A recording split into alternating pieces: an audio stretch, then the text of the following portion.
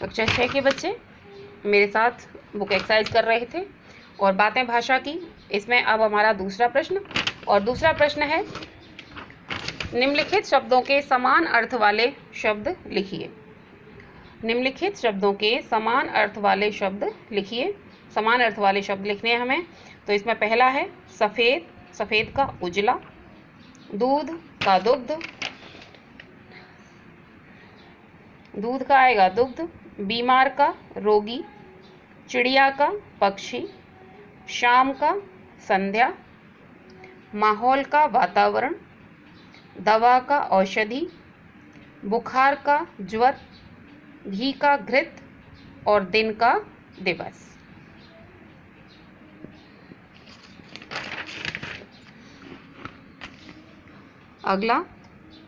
अगला प्रश्न है प्रश्न नंबर 3। नीचे दिए गए आवाज़ों वाले शब्दों का वाक्यों में प्रयोग कीजिए। ये जो आवाज़ वाले शब्द दिए गए इनका वाक्य में प्रयोग करना है।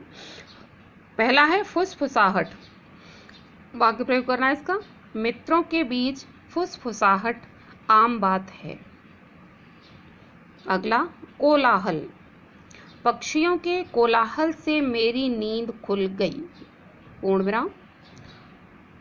अगला है गड़गड़ाहट, तालियों की गड़गड़ाहट से पूरा मंच गूंज गया। पूर्ण विराम। गूंज, पक्षियों की गूंज ने पूरे वातावरण को बदल दिया। पूर्ण विराम। धमाका, एक जोरदार धमाके के साथ बम फटा। पूर्ण विराम। अब अगला प्रश्न है प्रश्न नंबर 4। निम्नलिखित वाक्यों में आए विशेषण शब्द चुनकर लिखिए। विशेषण शब्दों को इसमें से अलग करके यहाँ सामने लिखना है। आप लोग भी इसी तरह से करेंगे, मैंने अंडरलाइन किया हुआ है। आप लोगों को प्रश्न के सामने या लाइन नीचे वाली लाइन में उसका उत्तर लिखना है। पहला प्रश्न है सुधाकर काका बीमार थे, तो विशेषण शब्द क्या है इसमें? बीमार। अगला, खिड़कियों के पार हरे हरे पेड़ झूम रहे थे, तो विशेषण क्या है इसमें? हरे हरे। काका साफ सुथरे बिस्तर पर लेटे थे, विशेषण है इसमें साफ सुथरे। महेश घी सेंटर ने सड़ी मलाई का भगोना आंच पर चढ़ाया, सड़ी मलाई ये विशेषण है। लेखक का गर्मा गर्म कचौड़ी खाने का मन था, गर्मा गर्म ये इसमें विशेषण है। अब आ जाइए अगला प्रश्न नंबर 5, और प्रश्न नंबर 5 है 5 जातिवाचक एवं भाववाचक संज्ञा शब्द लिखिए। जातिवाचक संज्ञा शब्द और भाववाचक संज्ञा शब्द दोनों को 5 दोनों के शब्द लिखने हैं, 5 जातिवाचक के और 5 भाववाचक के। तो पहले हम जातिवाचक के शब्द देख लेते हैं। जातिवाचक के शब्द हैं गांव, नदी, जंगल, जानवर, वृक्ष। गांव, नदी, जंगल, जानवर और वृक्ष ये जातिवाचक हैं।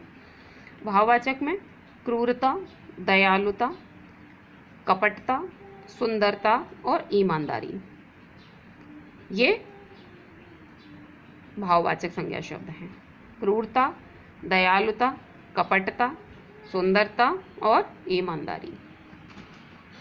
अब आ जाइए प्रश्न नंबर 6 में। तो प्रश्न नंबर 6 है आपका, नीचे दिए गए मुहावरों को कहानी में खोजिए और इनका अर्थ लिखकर वाक्य प्रयोग कीजिए। ये जो इसमें 3 मुहावरे दिए गए ये आपकी कहानी में भी हैं और इनका अर्थ आपको लिख के इसका वाक्य प्रयोग करना है। पहला है शिकार होना, मैंने कहानी आपको पढ़ाई है, साथ के साथ आपको मुहावरे भी इसी में बताए हैं। पहला मुहावरा है शिकार होना, माने परिणाम भुगतना। वाक्य प्रयोग है अपनी चालाकी का श्याम स्वयं शिकार हो गया। ठीक है। अगला है तबीयत ढीली होना, इसका अर्थ है तबीयत खराब होना। वाक्य प्रयोग तबीयत ढीली होने पर आराम करना चाहिए। पूर्ण विराम। इसके बाद अगला है दबे पांव आना, माने धीरे से आना। बच्चा दबे पांव कमरे में आया और अपनी माता को डरा दिया। ठीक है, एक बार फिर से, बच्चा दबे पांव कमरे में आया और अपनी माता को डरा दिया। तो बच्चों ये आपकी एक्सरसाइज पूरी हो गई है। अगले वीडियो में आपको मैं प्रश्न उत्तर कराऊंगी। तब तक आप अपने शब्द अर्थ और बुक एक्सरसाइज अपनी नोटबुक में कर लेंगे और एक बार फिर आप लोग घरों में रहेंगे, नए पेज से साफ साफ राइटिंग में ही अपना चैप्टर शुरू करेंगे, राइटिंग साफ लिखेंगे, ब्लैक और ब्लू पेन का प्रयोग करेंगे। धन्यवाद।